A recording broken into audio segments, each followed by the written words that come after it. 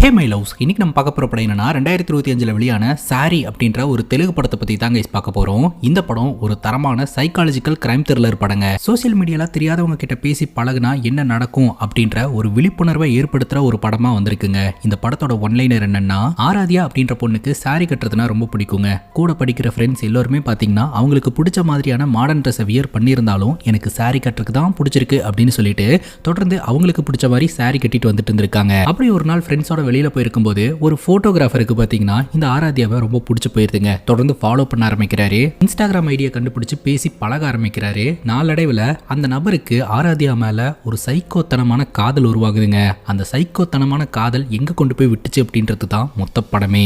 இந்த கதை ரொம்ப இன்ட்ரெஸ்டிங்கா இருக்கும். ஒரு விழிப்புணர்வை ஏற்படுத்துற படமாவும் இருக்கும். இந்த வீடியோவை ஸ்கிப் பண்ணாம பாருங்க. நீங்க பார்த்துட்டு இருக்கிறது சரண் என்டர்டைன்மெண்ட். நான் தான் சரண். வாங்க வீடியோக்குள்ள போலாம். படத்தோட ஸ்டார்டிங் சீன்ல ஆராத்யா அப்படின்ற ஒரு பொண்ணை காட்டுறாங்க. அந்த பொண்ணோட முகமெல்லாம் சவந்து போய் காயமா இருக்குதுங்க. அந்த பொண்ணோட வாழ்க்கையில அப்படி என்ன நடந்தது, எதனால அந்த பொண்ணோட முகமெல்லாம் இப்படி சவந்து கிடக்குது அப்படின்ற டீடைல் இப்போதைக்கு நமக்கு தெரியலங்க. அவளுடைய ரூம்குள்ள இருக்கக்கூடிய அவளுடைய பழைய போட்டோ ஒண்ணு அப்படியே பார்த்துட்டே நின்னுட்டு இருக்கா. அதுக்கப்புறம் என்ன நினைச்சானே தெரியலங்க. அவளுடைய ரூம்குள்ள இருக்கக்கூடிய மொத்த ட்ரெஸ்ஸையும் கொண்டாந்து வீட்டு வாசல்ல போட்டு தீய வச்சு கொளுத்திடுறாங்க. ஆராத்யாவோட அம்மா அப்பா அங்க நின்று பார்த்துட்டே தான் இருக்காங்க. அவங்க எதுவுமே சொல்லல. இந்த பொண்ணு இந்த மாதிரி பண்றதுக்கான காரணம் என்ன அப்படின்றத இப்ப நம்ம டீடைல்டா பார்க்கலாம். கொஞ்ச நாளைக்கு முன்னாடி கிட்டு அப்படின்ற ஒரு போட்டோகிராஃபர் இந்த ஊருக்கு வந்திருக்காருங்க. இங்க இருக்கக்கூடிய மரங்கள், பறவைகள், ஆறுகள், குளங்கள் எல்லாத்தையுமே அழகா கேப்சர் பண்ணலாம் அப்படின்ட்டு ஒரு பிரிட்ஜ் மேல நின்று போட்டோ எடுத்துட்டு இருப்பாருங்க. அந்த பிரிட்ஜோடைய இன்னொரு எண்டுல பாத்தீங்கன்னா மக்கள்லாம் கொஞ்சம் கூட்டமா இருந்துட்டு இருப்பாங்க. அங்க ஒருத்தர் படம் வரைஞ்சுக்கிட்டு இருப்பாரு. பார்த்தா அந்த இடத்துல எல்லோ கலர் சாரி கட்டிட்டு ஒரு பொண்ணை முறையா கிட்டு பாக்குறாரு.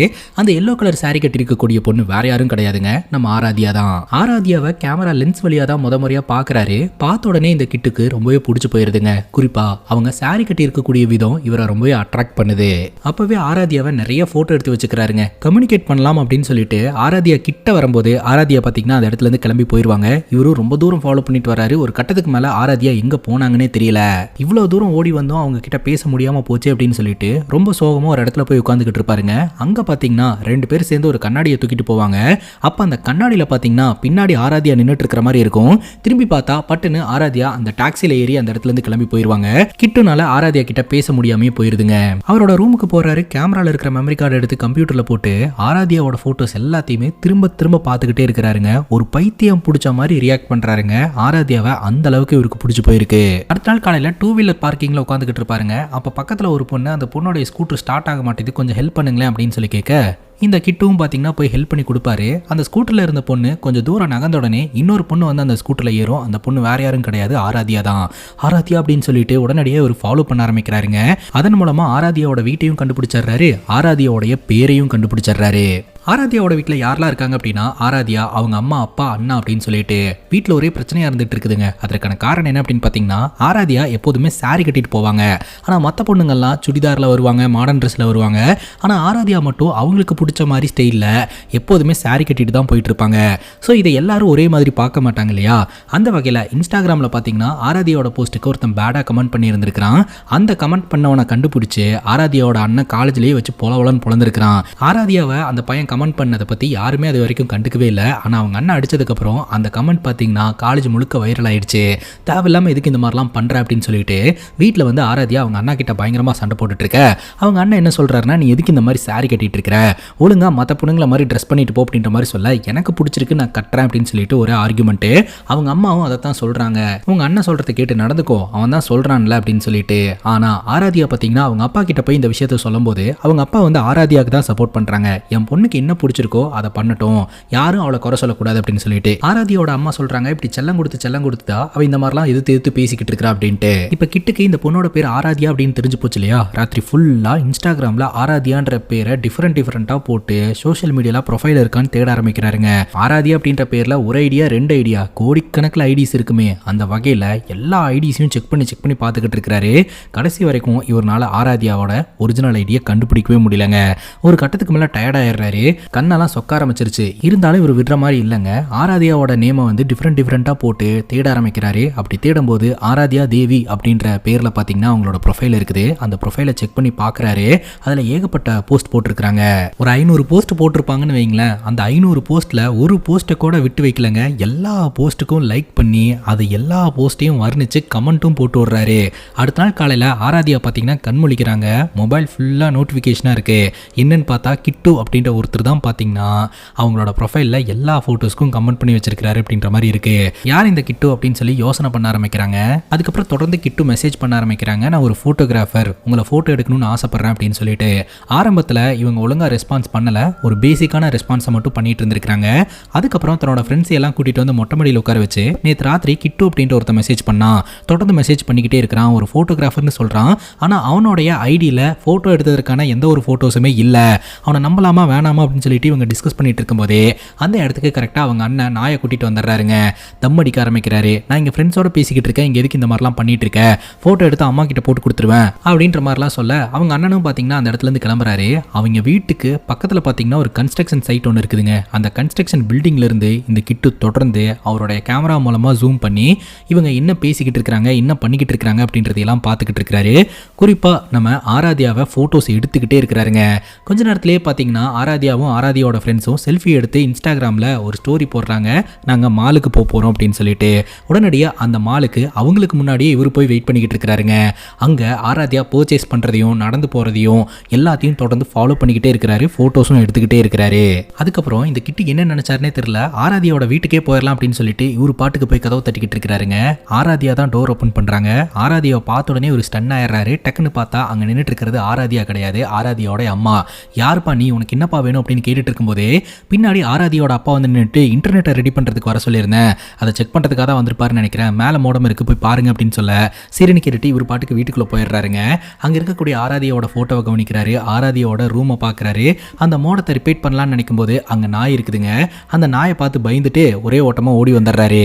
என்ன பாச்சு அப்படின்னு கேட்டால் இவர் எதுவுமே சொல்லாமல் போகிறாரு. இன்டர்நெட் ரெடி பண்ண வந்தவன் எதுவுமே சொல்லாமல் போகிறாங்க அப்படின்னு சொல்ல இன்டர்நெட் ரெடி ஆயிடுச்சு அப்படின்னு நம்ம ஆராதியோட அப்பா சொல்கிறாரு. ரெடி ஆயிடுச்சுன்னா ரெடி ஆயிடுச்சுன்னு சொல்லிட்டு போகலாம்ல, ஒரு வார்த்தை கூட சொல்லாமல் இந்த பையன் போகிறான், இந்த காலத்து பசங்கள்லாம் ஏன் தான் இப்படி இருக்காங்களோ அப்படின்ற மாதிரி ஆராதியோட அம்மா புலம்பிட்டு விட்டுறாங்க. அதுக்கப்புறம் வீட்டுக்கு போன இந்த கிட்டுனால சும்மாவே இருக்க முடியலங்க. ஆராதியா கிட்ட பேசியே ஆகணும் அப்படின்னு சொல்லிட்டு ஆராதியாவுக்கு தொடர்ந்து மெசேஜ் போட ஆரம்பிக்கிறான். நம்ம 2 பேரும் மீட் பண்ணலாமா ஒரே ஒரு வாட்டி, இதுதான் என்னுடைய கான்டாக்ட் நம்பர், மீட் பண்ண முடியலன்னா ஜஸ்ட் காலாவது பண்ணுங்க அப்படின்ற மாதிரி சொல்ல உடனே கால் வருதுங்க. யாருன்னு பார்த்தா கஸ்டமர் கேரு. பிடிச்சி திட்டிட்டு கிட்டு ஃபோனை கட் பண்ணிடுறாரு. அதுக்கப்புறம் மெசேஜ் வரும்னு எதிர்பார்த்து காத்துக்கிட்டு இருக்கிறாரு. நினைச்ச மாதிரியே ஆராதியா கிட்ட இருந்து மெசேஜ் வருதுங்க. நாளைக்கு காஃபி ஷாப்ல மீட் பண்ணலாம் அப்படின்னு சொல்லிட்டு இவருக்கு ஒரே சந்தோஷமா போயிருது. ஆராதியா வரதுக்கு முன்னாடியே பார்த்தீங்கன்னா இவர் போய் அங்கே வெயிட் பண்ண ஆரம்பிக்கிறாரு. ஆனால் ஆராதியா சொன்ன டைம்ல இருந்து கொஞ்சம் லேட்டாக தான் வராங்க. அதுக்கப்புறம் 2 பேரும் மீட் பண்ணுறாங்க. ஆராதியா சாரி சொல்கிறாங்க. எதுக்கு அப்படின்னு கேட்கும்போது நான் லேட்டாக வந்ததுக்கு அப்படின்னு சொல்ல நீங்கள் எதுக்கு சாரி கேட்குறீங்க, நீங்கள் தான் வந்து ரொம்ப அழகானவங்களாச்சு அப்படிங்கும்போது 985வது ஆளாக நீங்கள் இதை சொல்கிறீங்க, இந்த மாதிரிலாம் கேட்டு எனக்கு பழகி போயிடுச்சு, இதுக்கப்புறம் நீங்கள் என்ன சொல்ல போகிறீங்கன்னு எனக்கு தெரியும், நான் தான் வந்து நீங்கள் பார்த்த முதல் பெண், வேறு யார்கிட்டையுமே இந்த மாதிரிலாம் பேசினது கிடையாது, இதெல்லாம் தானே அப்படின்ற மாதிரி சொல்ல நீங்கள் சொன்னதில் பாதி உண்மை இருக்குது அப்படின்ற மாதிரி இவர் சொல்கிறாருங்க.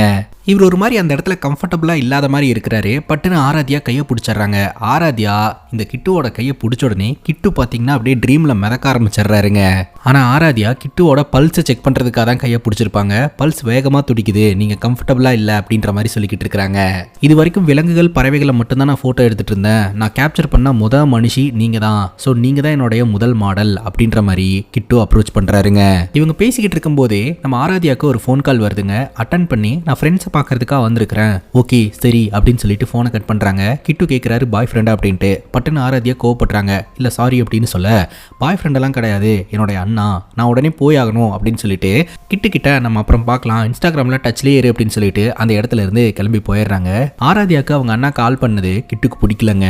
அதுக்கப்புறம் கிட்டு ரூமுக்கு கிளம்பி போயிடுறாரு. கண்ணாடி முன்னாடி உட்காந்து அப்படியே ஸ்மைல் பண்ணிக்கிட்டு இருக்கிறாருங்க. உடனே நம்ம ஆராதியாவுக்கு மெசேஜ் போடுறாரு, நாளைக்கு நம்ம மீட் பண்ணலாமா அப்படின்னு கேட்க உடனே ஆராதியாவும் சரி மீட் பண்ணலாம், காஃபி ஷாப்புக்கு வந்துரு அப்படின்னு சொல்ல இவங்க வரதுக்கு முன்னாடியே பார்த்தீங்கன்னா நம்ம கிட்டு போய் வெயிட் பண்ணிக்கிட்டு இருக்கிறாரு. ஆராதியா அந்த காஃபி ஷாப்புக்குள்ள நுழையும் போது ஒருத்தன் ஆப்போசிட்ல வருவான். வேணுன்னே ஆராதியா ஆராதியாவை பார்த்துக்கிட்டே இடிச்சிருவான். அப்போ அவனோட ஃபோன் கீழே விழுந்துருங்க. அப்போ ஆராதியா தான் அதை எடுத்து கொடுப்பாங்க. அப்போவும் பார்த்தீங்கன்னா ராங்கான மேனரில் ஆராதியாவை அவன் பார்த்துக்கிட்டே இருப்பான். இது எல்லாத்தையுமே பார்த்து கிட்டு செம்ம காண்டா வருங்க. அதுக்கப்புறம் ஆராதியா வந்து நம்ம கிட்ட பேசிட்டு உட்காந்துக்கிட்டு இருக்க அந்த ஒரு சூழ்நிலையில் அவன் ஆப்போசிட் டேபிளில் உட்காந்து ஆராதியாவை ஒரு மாதிரி பார்த்துக்கிட்டே இருப்பான். இது கிட்டுக்கு ரொம்பவே டென்ஷனை ஏற்படுத்துது. ஆராதியா கிட்ட கிட்டு சொல்றாரு, இந்த சாரியில் நீ ரொம்ப அழகா இருக்க, ஆல்ரெடி நிறைய பேர் சொல்லி கேட்டிருப்ப, இருந்தாலும் சாரி உனக்கு ஸ்பெஷலா இருக்குது, ஆனா நீ ஏன் எப்போதுமே சாரி கட்டிட்டு இருக்க அப்படின்னு கேட்க, எனக்கு சாரினா ரொம்ப பிடிக்கும், நான் நிறைய சாரீஸ் வாங்கி வச்சிருக்கேன், அதனாலதான் எப்போதுமே சாரி கட்டிட்டு இருக்கேன். சரி, எனக்கு உன்னோட ஒர்க் எல்லாம் பார்க்கணும், நீ எப்படி போட்டோஸ் எல்லாம் எடுப்ப, உனக்கு என்ன மாதிரி போட்டோ எடுக்க தெரியும் அப்படின்னு சொல்லிட்டு அப்ப நம்ம கிட்டு சொல்றாரு, என்னை பத்தி உனக்கு எதுவும் தெரியாது, ஆனா உன்னை பத்தி எல்லாமே எனக்கு தெரியும், ஏன்னா உன்னை நான் ரொம்ப நாளா ஃபாலோ பண்ணிட்டு இருக்கேன் அப்படின்னு சொல்ல ஆராதியா பயங்கர ஷாக் ஆயிடுறாங்க. பட்டுன்னு இவர் இன்ஸ்டாகிராம்ல அப்படின்ற மாதிரி சொல்லி சமாளிச்சிடுறாருங்க. போட்டோ ஷூட்டுக்கு சாரி வாங்குறதுக்கு ஷாப்பிங் போலாமா அப்படின்னு சொல்ல ஆராதியாவும் சரின்னு சொல்லிடுறாங்க. சரி நீ போ, நான் வாஷ்ரூம் போயிட்டு வந்துடுறேன் அப்படின்னு சொல்லிட்டு அந்த ஒரு நபர் பார்த்துக்கிட்டே உட்காந்துக்கிட்டு இருந்தார் இல்லையா, அந்த நபரை ஃபாலோ பண்ணிக்கிட்டே வாஷ்ரூம்குள்ள நுழையிறாருங்க. அங்க சுட சுட டீ வச்சிருப்பாங்க. அந்த டீ எடுத்துட்டு போய் அந்த நபரோட மூஞ்சிலே ஊத்திட்டு குடுகுடுன்னு ஓடி வந்துடுறாருங்க. அதுக்கப்புறம் இவங்க ரெண்டு பேரும் ஷாப்பிங் போறாங்க. அங்க சாரீஸ் எல்லாம் எடுத்து ஆராதியாக்கு அங்க வேலை பார்க்குறவங்க காட்டிட்டு இருக்காங்க. இவர் இன்வால்மெண்ட்டோட போயிட்டு அந்த சாரீஸ் எல்லாம் எடுத்து காமிச்சுக்கிட்டு இருக்கிறாரு. இது நல்லா இருக்கும், இப்படி போட்டா நல்லா இருக்கும் அப்படின்னு சொல்லிட்டு அங்க இருக்கிறவங்களே கிட்டுவை ஒரு மாதிரி பார்த்துக்கிட்டு இருக்காங்க. என்னடா அது இந்த அளவுக்கு இவர் இறங்கி எல்லாத்தையும் காமிச்சுக்கிட்டு இருக்கிறாரு அப்படின்ட்டு. அதுக்கப்புறம் இவங்க ரெண்டு பேரும் ஃபோட்டோ ஷூட் போகலாம் அப்படின்னு சொல்லி பிளான் பண்ணி ஒரு நாள் வெளியில் வராங்க. ஆராதியா போஸ்ட் கொடுத்துட்டு இருக்காங்க. கிட்டு ஒரு ஃபோட்டோவாக எடுத்துக்கிட்டு இருக்கிறாரு. ஆனால் கிட்டு பார்த்தீங்கன்னா காதல் மெதப்பில் தான் ஃபோட்டோஸ் எடுத்துக்கிட்டு இருக்கிறாரு. அந்த நேரம் பார்த்து அந்த இடத்துக்கு ஒரு நபர் வந்து இவங்களை தடுக்கிறாரு. அது வேற யாரும் கிடையாது, ஆராதியாவோடைய அண்ணன் தான். ஆராதியாவோட அண்ணனை பார்த்த உடனே கிட்டு ஒரு மாதிரி பதறி போயிடுறாருங்க. உடனே அந்த இடத்துக்கு வந்து ஆராதியா, என்னென்ன உனக்கு என்னென்ன வேணும் அப்படின்ற மாதிரி கேட்க, இன்னும் எவ்வளோ நேரம் ஆகும் அப்படின்னு சொல்லி கேட்க, ஒரு 10 minutes அப்படின்னு சொல்லி கிட்டு சொல்கிறாரு. கிட்டுவை பார்த்து அவங்க அண்ணன் முறைச்சிட்டே அங்கே போய் உட்காந்துக்கிறாருங்க. அப்போ ஆராதியாவை ட்ரெஸ்ஸை இப்படி வை அப்படி சேஞ்ச் பண்ணிக்கோ அப்படின்ற மாதிரி சொல்கிறதெல்லாம் அவங்க அண்ணனுக்கு சுத்தமாக பிடிக்கல. அவங்க அண்ணனுக்கு ஆராதியா இந்த மாதிரி தெரியாதவங்க கூட ஃபோட்டோ ஷூட்டுக்கு போகிறதெல்லாம் சுத்தமாக விருப்பமே இல்லைங்க. ஒரு லெவல் வரைக்கும் ஆராதியாவோட அண்ணா அங்கே உட்காந்து பொறுமையாக பார்த்துக்கிட்டு இருக்கிறாரு. ஒரு கட்டத்துக்கு மேலே கிட்டுவோட சட்டையை பிடிச்சிடுறாருங்க. உனக்கு என்ன ஹீரோன்னு நினைப்பாடா அப்படின்ற மாதிரி பயங்கரமாக திட்ட ஆரம்பிக்கிறாரு. அப்படியெல்லாம் ஒன்றும் இல்லைனா, நான் ஒரு ஃபோட்டோகிராஃபர் அப்படின்னு சொல்ல, எனக்கு ஒன்று சுத்தமாக பிடிக்கல, இனிமேல் ஒன்று இந்த ஏரியாவில் பார்த்தேன்னு வையன் அப்புறம் நடக்கிறதே வேற அப்படின்னு சொல்லி மிரட்ட ஆராதியா பார்த்தீங்கன்னா அவங்க அண்ணனை சமாதானப்படுத்தி அந்த இடத்துல இருந்து கூட்டிட்டு போயிடுறாங்க. வீட்டுக்கு போன கிட்டு ஆராதியாவோட போட்டோவை ஃப்ரேம் பண்ணி அப்படியே வீட்டில் மாட்டி வச்சிருக்காங்க. அப்படியே அந்த போட்டோ ஃப்ரேம் கிட்டே பேசிக்கிட்டு இருக்கான். எனக்கு உன்னை ரொம்ப பிடிச்சிருக்கு, ஆனா உங்க அண்ணன் எனக்கு சுத்தமா பிடிக்கல. எனக்கு புரியுது, அவனோட அண்ணா, நீ அவனோட தங்கச்சி, ஆனா அது வீடு வரைக்கும் தான். வீட்டை விட்டு நீ வெளியில வந்துட்டேனா நீ என்னோட ஷூட்டுக்காக தானே வந்திருக்க, அவன் எப்படி அந்த இடத்துக்கு வந்து எல்லாத்தையும் சொதப்பி விடலாம் அப்படின்ற மாதிரி பேசிக்கிட்டு இருக்கிறாருங்க. ஒரு கட்டத்துக்கு மேல, ஆமா நான் ஏன் இந்த சின்ன விஷயத்துக்கு இப்படி ரியாக்ட் பண்ணிட்டு இருக்கேன், நான் இவ்வளோ ரியாக்ட் பண்றேன் அப்படின்னா நீ என்னோடது, அதனால தான் எனக்கு இவ்வளோ கோவம் வருது, இப்போதான் எனக்கு புரியுது, நீ என்னோடது, எனக்கு மட்டும்தான் அப்படின்னு சைக்கோத்தனமா அந்த போட்டோ பார்த்து பேசிக்கிட்டு இருக்கிறாருங்க. அங்க கட் பண்ணா ஊருக்குள்ள ஒரு எக்ஸிபிஷன் ஒன்று போட்டிருக்காங்க. அந்த எக்ஸிபிஷன்ல ஷாப்பிங் பண்றதுக்காக நம்ம ஆராதியா வந்திருக்கிறாங்க. அப்போ ஆராதியாவோட மொபைலுக்கு தொடர்ந்து மெசேஜஸா வந்துட்டு இருக்கு. என்னன்னு ஓபன் பண்ணி பார்த்தா இந்த கிட்டு தான் ஏகப்பட்ட போட்டோஸ் அனுப்பி வைக்கிறாரு. டக்குன்னு பார்த்தா இப்போ ஷாப்பிங் பண்ணிட்டு இருக்காங்க இல்லையா, அப்போ எடுத்த ஃபோட்டோஸ் எல்லாமே வந்துட்டு இருக்கு. அப்போ இங்கே தான் எங்கேயோ இருக்கான் அப்படின்னு சொல்லி சுற்றியும் புத்தியும் நம்ம ஆராதியா பார்த்துட்டு இருக்காங்க. பட்டுன்னு கிட்டு போய் முன்னாடி நிற்கிறாரு. ஹாய் எப்படி இருக்கு அப்படின்னு சொல்லி கேட்கும்போது நல்லா இருக்கேன் அப்படின்ற மாதிரி சொல்கிறாங்க. நேற்று நடந்ததுக்கு சாரி அப்படின்னு ஆராதியா சொல்ல, நீ எதுக்கு சாரி கேட்குற, உங்கள் அண்ணன் தான் வந்து அந்த மாதிரி பிரச்சனை பண்ணா, உங்கள் அண்ணன் ஒரு மிருகம் மாதிரி நடந்துக்கிட்டான் அப்படின்னு சொல்லி ஆராதியாவோட அண்ணனை பற்றி பேச ஆராதியாவுக்கு பட்டுன்னு கோவம் வந்துடுதுங்க. நேற்று நம்மளோட ஃபோட்டோ ஷூட்டில் வந்து அண்ணன் இந்த மாதிரி பண்ணது கண்டிப்பாக ஏற்றுக்க முடியாது தான், அதுக்காக எங்கள் அண்ணனை போய் மிருகம் அது இதுன்னெலாம் சொல்லிட்டு இருக்காதே, எனக்கு சுத்தமாக பிடிக்கல. ஏன்னா அவன் என்னோட அண்ணா, என் மேலே இருக்கக்கூடிய அக்கறையிலையும் பாசத்துலையும் தான் அவன் அந்த மாதிரி வந்து ரியாக்ட் பண்ணுறான். எங்களுக்குள்ள 1000 சண்டைகள் இருக்கும், இருந்தாலும் அவன் என்னோட அண்ணா, நான் அவனுடைய தங்கச்சி, அவனுக்கு என் மேலே கண்டிப்பாக எப்போதுமே பாசம் இருக்கும் அப்படின்னு சொல்ல கிட்டுக்கு கோவம் வருதுங்க. இல்லை அவன் உன்னை பயங்கரமாக திட்டுனா, அவன்கிட்ட சண்டைக்கு வந்தான் அப்படின்னு சொல்ல, நானும் எங்கள் அண்ணனும் எப்போதுமே தான் சண்டை போட்டுட்டு இருப்போம், அது எங்களுக்கு பெரிய விஷயமே கிடையாது, தயவு செஞ்சு இனிமேல் என்னை பார்க்கறதுக்காலாம் வராத, ஃபியூச்சரில் ஏதாவது ஒரு ஃபோட்டோ ஷூட்னா அப்போ நம்ம கொலாப் பண்ணிக்கலாம் அப்படின்ற மாதிரி சொல்லிட்டு அந்த இடத்த விட்டு ஆராதியா கிளம்பி போயிடுறாங்க. கிட்டு அப்படியே நின்று பார்த்துக்கிட்டு இருக்கிறாருங்க. அடுத்த நாள் காலையில் ஆராதியாவோட ஏரியாவில் இந்த ஃபேன்சி ஐட்டத்தை எல்லாம் சேல் பண்ணுறதுக்காக வருவாங்க. அந்த ஃபேன்சி ஐட்டத்தை வாங்கலாம் அப்படின்னு சொல்லிட்டு ஆராதியா வீட்டை விட்டு வெளியில் வருவாங்க. அப்போது ஒரு நபர் பைக்கை கொண்டாந்து அந்த இடத்துல பார்க் பண்ணுவாருங்க.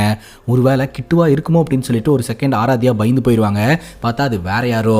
அப்பாடா அப்படின்னு சொல்லிட்டு ஆராதியா நிம்மதியாக பர்ச்சேஸ் பண்ணுறதுக்காக போவாங்க. ஆனால் உண்மையிலேயே அந்த இடத்துக்கு கிட்டு வந்திருப்பாருங்க. கிட்டு வந்து அவருடைய கெட்டப்பில் இல்லாமல் தலையை நல்லா வலிச்சு சீவிட்டு கட்டம் போட்ட சட்டையை போட்டுட்டு தன்னோட ஐடென்டிட்டியே தெரியாத மாதிரி புது கெட்டப்பில் பார்த்தீங்கன்னா ஆராத்யாவை ஃபாலோ பண்ணிக்கிட்டு இருப்பாருங்க. அங்கே இருக்கக்கூடிய ஒரு வண்டிக்கு பின்னாடி நின்று ஆராத்யாவை வீடியோ எடுத்துக்கிட்டு இருப்பாருங்க. வீட்டு மாடியிலேருந்து நம்ம ஆராத்யாவோட அண்ணனோட ஃப்ரெண்டு இதை கவனிச்சிருவாரு. ஒரு நிமிஷம் இங்கே வாயேன், அவன் யாரை வீடியோ எடுத்துகிட்டு இருக்கிறான்னு பாரு அப்படின்ற மாதிரி சொல்ல பார்த்தா கிட்டு நம்ம ஆராத்யாவை தான் வளைச்சு வீடியோ எடுத்துக்கிட்டு இருப்பான். உடனடியாக கீழே இறங்கி வந்து யார் ராணி அப்படின்னு சொல்லிட்டு போட்டு அடி அடிப்பாங்க. அப்படி அடிக்கும் போது தான் தெரிய வருது அது கிட்டு அப்படின்னு சொல்லிட்டு. உன்னை ஆல்ரெடி வார்ன் பண்ணனடா என் தங்கச்சியை ஃபாலோ பண்ணக்கூடாது அப்படின்னு சொல்லிட்டு, எதுக்காடா வந்திருக்கிற அப்படின்ற மாதிரி சொல்ல, எனக்கு உன் தங்கச்சியை பிடிச்சிருக்கு அப்படின்ற மாதிரி சொல்ல, மேலும் ஆராத்யாவோட அண்ணனுக்கு பயங்கர கோவம் வருதுங்க. இந்த கிட்டு சொல்றான், நீ எதுக்கு என்னோட லைன்ல குறுக்கிடுற, உன்னாலதான் வந்து ஆராத்யா என்கிட்ட பேசுறதே நிப்பாட்டிட்டா அப்படின்னு சொல்ல, ஆராத்யாவோட அண்ணன் சிரிக்கிறாரு. அவ என் தங்கச்சிடா, நான் சொல்ற பேச்சு கேட்டு தான் நடந்துப்பா அப்படின்னு சொல்லிட்டு இந்த கிட்டுவை போட்டு பொலவலன்னு பொழக்கிறாருங்க. உன்னை அவ்வளோ தூரம் சொன்னல என் தங்கச்சியை ஃபாலோ பண்ணாத அப்படின்ட்டு, இது எதுக்கு மாறு வேஷத்தில் வந்து ஃபாலோ பண்ணிட்டு இருக்க அப்படிங்கும்போது ஆராத்யா தூரத்துல இருந்து பாத்துறாங்க. யாரனா போட்டு அடிச்சுக்கிட்டு இருக்க, என்னன்னா பிரச்சனை அப்படின்னு சொல்லி கேட்கும்போது, யார் அடிச்சுக்கிட்டு இருக்கனா யாருன்னு நல்லா பாரு அப்படின்ற மாதிரி சொல்ல ஆராத்யா பார்த்து ஷாக்கா வராங்க. கிட்டு என்ன கோலம் இது, எதுக்கு இந்த மாதிரிலாம் பண்ணிட்டு இருக்க அப்படின்னு கேட்க, அண்ணன் சொல்றாரு உன்னை ஃபாலோ பண்றதுக்காக தான் இதெல்லாம் பண்ணிட்டு இருக்கான்ட்டு, அடிக்காதனா அப்படின்னு சொல்லி அந்த வழியா வந்த ஆட்டோல இந்த கிட்டுவை ஏத்தி முதல்ல நீ போ அப்படின்னு சொல்லி அமுச்சு வச்சிடறாங்க. முகமெல்லாம் காயத்தோட அந்த இடத்துல இருந்து கிட்டு கிளம்புறாருங்க. இப்ப ரூமுக்கு போன கிட்டு பாத்தீங்கன்னா நம்ம ஆராத்யாவோட போட்டோ முன்னாடி உட்காந்து பைத்தியகாரத்தனமா பேசிக்கிட்டு இருக்கிறாருங்க. ஆக்சுவலா நான் உங்ககிட்ட எப்படி பேசுறது எப்படி பழகிறதுன்னு யோசனை பண்ணிட்டு இருந்தேன். ஆனால் இப்போ எப்படி ஓப்பனாக காதலை சொல்கிறதுன்னு எனக்கு புரிய வச்சுட்ட. எனக்கு ஒன்று ரொம்ப பிடிச்சிருக்கு, ஐ லவ் யூ ஆராத்யா அப்படின்ற மாதிரி ஒரு ஃபோட்டோவை பார்த்து சொல்லிக்கிட்டு இருக்கிறாருங்க. ஆக்சுவலாக ஆராத்யா வந்து கிட்டுவை காப்பாற்றி ஆட்டோவில் வச்சு அமுச்சு வச்சாங்க இல்லையா, இது வந்து என் மேலே இருக்கக்கூடிய காதல்னால தான். அப்போ அவளுக்கு என்னை பிடிச்சிருக்கு அப்படின்ற மேனரில் பார்த்தீங்கன்னா இவர் மறுபடியும் ஆராத்யா மேலே அளவுக்கு அதிகமாக காதலை வளர்க்க ஆரம்பிக்கிறாருங்க. அதுக்கப்புறம் ஆராத்யாவுக்கு மெசேஜ் பண்ண ஆரம்பிக்கிறாரு, உங்ககிட்ட கொஞ்சம் பேசணும் அப்படின்னு சொல்லிட்டு. அப்போ ஆராத்யா வெளியில் இருப்பாங்க, இல்லை நான் பேச மாட்டேன் அப்படின்ற மாதிரி சொல்லுவாங்க. இப்போ ஒரு ஃபிஷ் எக்ஸிபிஷனுக்கு வந்திருப்பாங்க. அங்கே மீனை பார்த்துட்டு இருக்கும்போது திடீர்னு மீன் தட்டிக்குள்ள இந்த கிட்டுவோட முகம் தெரியுங்க. ஒரு செகண்ட் மிரட்டு போயிடுவாங்க. பார்த்தா கிட்டு அந்த இடத்துக்கு வந்திருப்பாரு. ஆராத்யாவை போட்டு மிரட்டுவாருங்க. அதாவது அவரோட காதலை எக்ஸ்பிரஸ் பண்ணுறாரு, அதுவே ஆராத்யாவை மிரட்டுற மாதிரி இருக்கு. எனக்கு தெரியும் நீயும் என்னை காதலிக்கிறேன்னு, நான் உன்னை அளவுக்கு அதிகமாக காதலிச்சுக்கிட்டு இருக்கேன். நம்ம ரெண்டு பேர்த்துக்கு இடையில குறுக்க வர்றது உன்னுடைய அண்ணன் தான். உன்னுடைய அண்ணன் தான் வந்து நம்ம ரெண்டு பேர்த்தோட காதலை தடுத்துக்கிட்டு இருக்கிறான். உன் அண்ணன் மட்டும் இல்லைன்னா நீயும் என்னை காதலிப்பேன்னு எனக்கு நல்லாவே தெரியும். அதனால நான் ஒரு முடிவு எடுத்துட்டேன், உன்னோட அண்ணனை போட்டு தள்ளலான்னு இருக்கிறேன் அப்படின்னு சொல்ல ஆராத்யா அப்படியே பயந்து போய் நின்றுக்கிட்டு இருக்கிறாங்க. பட்டுன்னு அந்த இடத்துல இருந்து கிட்டு கிளம்பிடுறாருங்க. அதுக்கப்புறம் ஆராத்யா வீட்டுக்கு போயிட்டு ஒரு மாதிரி ஃபீல் பண்ணிகிட்டே உட்காந்துக்கிட்டு இருக்கிறாங்க. வீட்டில் இருக்கிறவங்களாம் என்னாச்சுன்னு கேட்குறாங்க.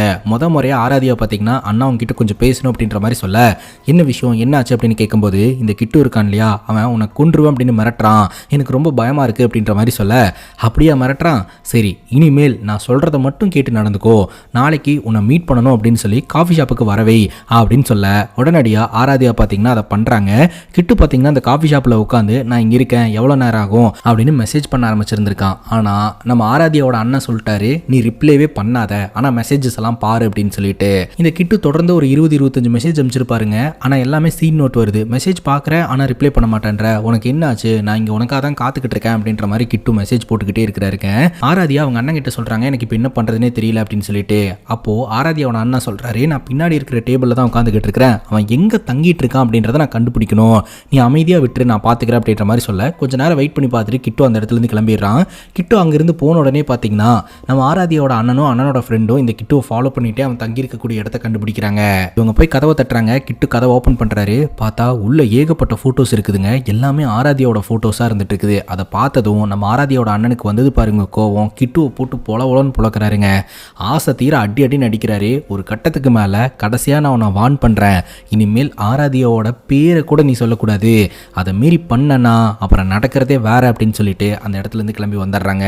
அதுக்கப்புறம் ராத்திரி ஆராத்யா அவங்க ரூம்குள்ள உட்காந்து கூகுள் பண்ணிட்டு இருப்பாங்க. அப்ப இந்த கிட்ட இருந்து மெசேஜஸ் வர ஆரம்பிக்குது. ஆராத்யா, உன்னோட ஸ்டூபிட் பிரதர் வந்து என்னை பயங்கரமா அட்டாக் பண்ணிட்டான், என்னால இதை ஏத்துக்கவே முடியல, நான் உங்ககிட்ட சொன்னேன் உங்க அண்ணனை போட்டு தள்ளிடுவேன்ட்டு, ஆனா இப்போ உங்க அண்ணன் மட்டும் கிடையாது உன்னோட மொத்த குடும்பத்தையும் கொல்ல போறேன் அப்படின்ற மாதிரி மெசேஜ் போட்டிருக்கான். அதை பார்த்ததும் ஆராத்யா பயங்கர ஷாக் ஆயிடுறாங்க. பார்த்தா ஜன்னலுக்கு வெளியில யாரொருத்தர் நிக்கிற மாதிரி இருக்குது. எட்டி பார்த்தா இந்த கிட்டு தான் நின்றுகிட்டு இருக்கிறாங்க. தன்னுடைய அம்மா அப்பா கிட்டயும் அண்ணன் கிட்டயும் இந்த விஷயத்த சொல்லிடுறாங்க. அதுக்கப்புறம் அவங்க அப்பா சொல்றாரு, இனிமேல் நீங்க பிரச்சனை பண்ண வேண்டாம், போலீஸ் கிட்ட இன்ஃபார்ம் பண்ணிடலாம் அப்படின்ற மாதிரி சொல்லி போலீஸ் கிட்ட இன்ஃபார்ம் பண்ணிடுறாங்க. போலீஸ்காரங்க கிட்டுவை தூக்கிட்டு போய் ஸ்டேஷனில் வச்சு பொலன்னு பொழக்கிறாங்க.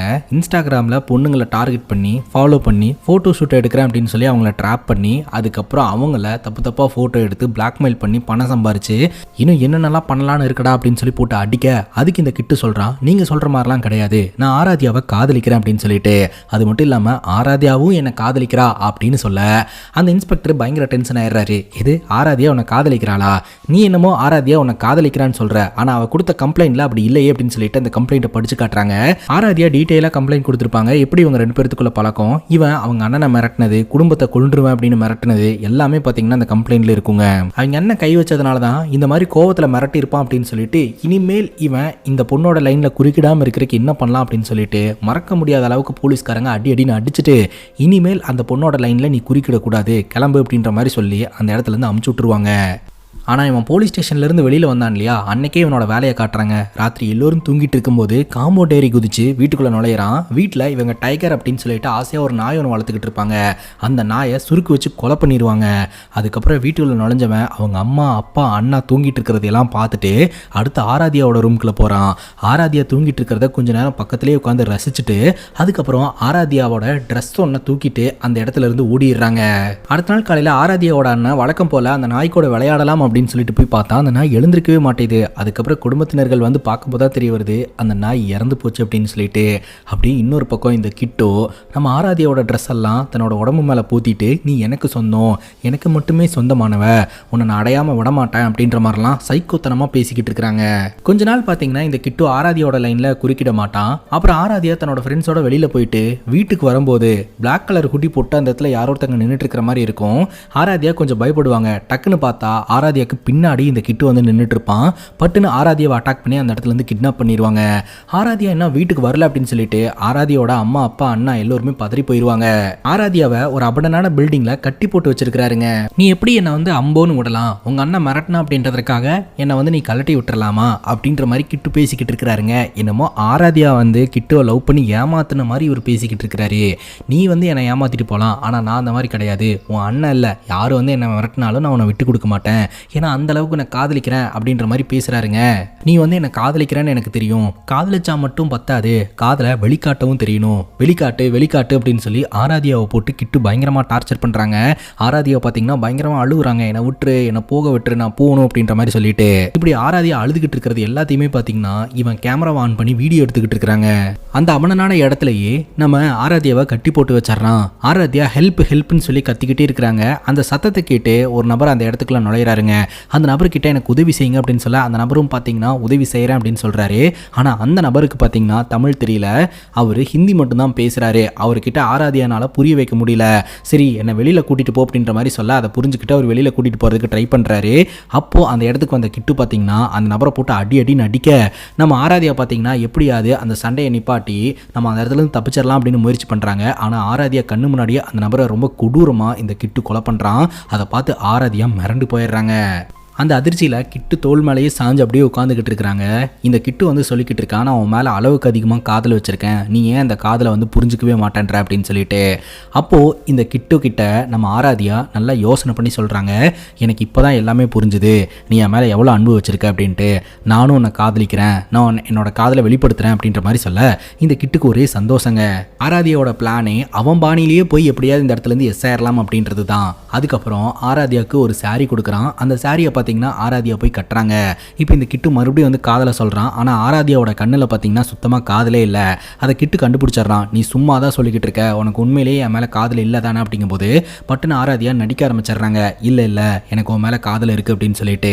உடனே நம்ம இங்கிருந்து கிளம்பலாம், என்னோட வீட்டில் போயிட்டு உன்னை பற்றி சொல்கிறேன், நம்ம 2 பேரும் கல்யாணம் பண்ணிக்கலாம் அப்படின்ற மாதிரி சொல்ல, இல்லை என்னை இங்கிருந்து கூட்டிகிட்டு போய் உங்கள் அண்ணங்கிட்ட மாட்டி விட்டு அடி வாங்க வைக்க தானே போகிற, அதுதான் உன்னோட பிளான் அப்படிங்கும்போது அப்படியெல்லாம் ஒன்றும் கிடையாது, எனக்காக நீ எவ்வளோ ரிஸ்க் எடுக்கிற, உன் மேலே நான் அளவுக்கு அதிகமாக காதல் வச்சிருக்கேன் அப்படின்ற மாதிரி ஆராத்யா சொல்லிட்டு ஹக் பண்ணுறாங்க. அப்போ எனக்கு ரொம்ப பசிக்குது அப்படின்ற மாதிரி சொல்ல, உனக்காக சாப்பாடெல்லாம் வாங்கி வச்சுருந்தேன், ஆனால் நமக்குள்ளே நடந்த சண்டையில் சாப்பாடு கொடுக்க மறந்துட்டேன், இதோ போய் எடுத்துகிட்டு வந்துடுறேன் அப்படின்ற மாதிரி சொல்லிட்டு கிட்டு அந்த இடத்துலேருந்து கிளம்ப ஆராத்யா பார்த்தீங்கன்னா இந்த இடத்துலேருந்து தப்பிக்கிறதுக்கு ஏதாவது வழி இருக்கான்னு சொல்லி தேட ஆரம்பிக்கிறாங்க. அப்போ அந்த இடத்துல ஒரு மொபைல் ஃபோன் கிடைக்குங்க. அந்த மொபைல் ஃபோனை எடுத்து பார்த்தா அதில் சுத்தமாக சார்ஜே இருக்காது. என்னடா அது அப்படின்னு சொல்லிட்டு அதை தூக்கி வீசிட்டு அங்கே நின்றுட்டு இருப்பாங்க. உடனே அந்த இடத்துக்கு இந்த கிட்டு வந்துடுவான். நீங்கள் இருந்து தப்பிக்க தானே பிளான் பண்ணுற அப்படிங்கும்போது அப்படியெல்லாம் ஒன்றும் கிடையாது அப்படின்ற மாதிரி நம்ம ஆராத்யா சொல்கிறாங்க. அதுக்கப்புறம் சமாதானமான இந்த கிட்டு பார்த்தீங்கன்னா வேற ஒரு கெட்டப்பில் வரான். இது என்ன கெட்டப் அப்படின்ற மாதிரி கேட்க, இன்னைக்கு என்னோட பர்த்டே, நம்ம 2 பேரும் சேர்ந்து கேக் வெட்டி செலிப்ரேட் பண்ண போகிறோம் அப்படின்ற மாதிரி சொல்லிட்டு ஆராத்யா கிட்ட நெருங்குறான். ஆராத்யாவுக்கு ரொம்பவே அன்கம்ஃபர்டபுளாக இருக்குது. எப்படியாவது தப்பிக்கிறதுக்கு வழியை கண்டுபிடிக்கணும் அப்படின்ற யோசனையிலேயே எல்லாத்தையும் பொறுத்துக்கிட்டு அமைதியாக இருக்கிறாங்க. இன்னைக்கு எனக்கு பர்த்டே, அதனால உனக்கு ஒரு சர்ப்ரைஸ் வச்சிருக்கேன் அப்படின்ற மாதிரி சொல்ல, சர்ப்ரைஸா எனக்கா அப்படின்ற மாதிரி ஆராத்யா கேட்க, ஆமா அப்படின்னு சொல்லிட்டு அங்கே இருக்கக்கூடிய கபோர்டை இந்த கிட்டு ஓப்பன் பண்ணுறாங்க. பார்த்தா உள்ள ஆராத்யாவோட அண்ணனை கட்டி போட்டு வச்சிருக்கான். ஆராத்யாவோட அண்ணனை அட்டாக் பண்ணி இங்கே கொண்டாந்து வச்சிருக்கிறாங்க. ஆராத்யா அழுவ ஆரம்பிக்கிறாங்க. அப்போ உடனே இந்த கிட்டு சொல்கிறான், நீ வந்து என்னை காதலிக்கிறேன்னு தானே சொன்னேன், உங்கள் அண்ணன் தானே எல்லாத்துக்கும் தடையாக இருந்துக்கிட்டு இருக்கிறான். நான் இந்த மாதிரி உங்கள் அண்ணனை இங்கே தூக்கிட்டு வந்ததை நீ நினச்சி சந்தோஷப்பட்டிருக்கணும், ஆனால் நீ அழுவுற அப்படின்னா உனக்கு என் மேலே காதல் இல்லை அப்படின்னு சொல்லிட்டு கத்தியை வச்சு அவங்க அண்ணனை கொல்றதுக்கு முயற்சி பண்ணிக்கிட்டு இருக்கிறாங்க.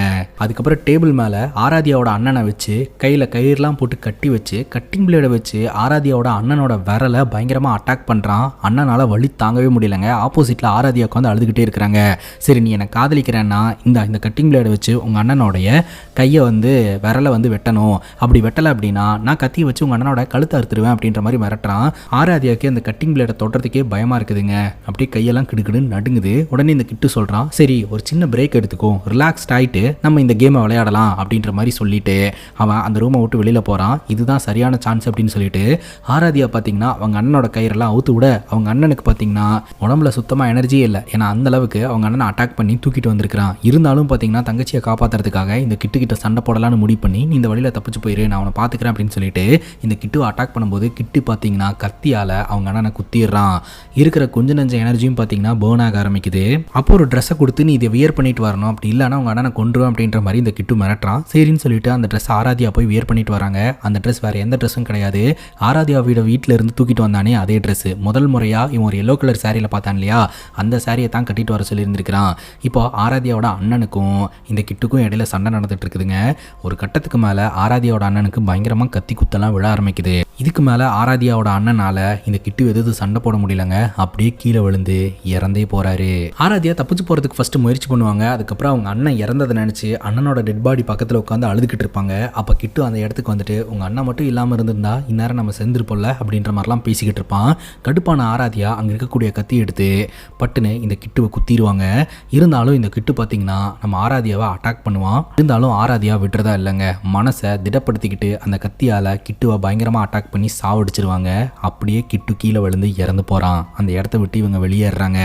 அங்கே கட் பண்ணால் பட்டுன்னு விருக்குன்னு பயந்து கண்முழிக்கிறாங்க. எங்கடான்னு பார்த்தா ஹாஸ்பிட்டலில் இவங்க அந்த இடத்துலேயே மயங்கி விழுந்துருந்துருப்பாங்க போல்.